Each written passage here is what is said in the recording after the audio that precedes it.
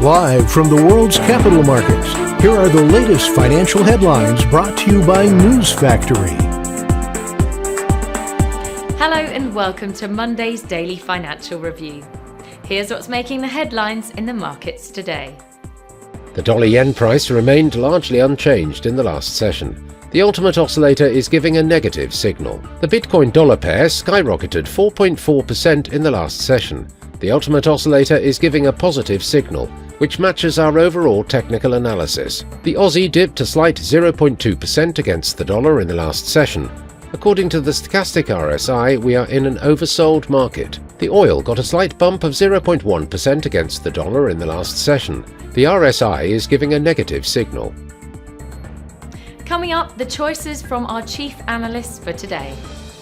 A Panama-flagged crude oil tanker caught fire after being struck by an unidentified projectile off Yemen on Saturday, in the latest attack on commercial shipping in the Red Sea. Oil prices slipped on Friday and were flat on the week, as the possibility of a ceasefire in Gaza weakened crude benchmarks, while the war in Europe and shrinking US rig count cushioned the fall. The dollar headed toward a second week of gains after a slight rate hike in Japan gave the yen a slight reprieve, and a surprise cut in Switzerland highlighted the gap in interest rate policy between the Federal Reserve and other central banks.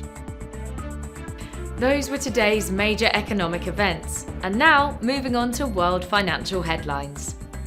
The US Chicago Fed National Activity Index will be released at 12:30 GMT.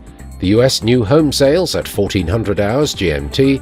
The Irish consumer confidence at 0000 hours and 1 minute GMT. The Dutch gross domestic product will be released at 0530 GMT. Japan's coincidence index at 0500 hours GMT. Japan's leading economic index at 0500 hours GMT. We hope that you've enjoyed Monday's financial review. On behalf of all of us here, we wish you a productive trading day.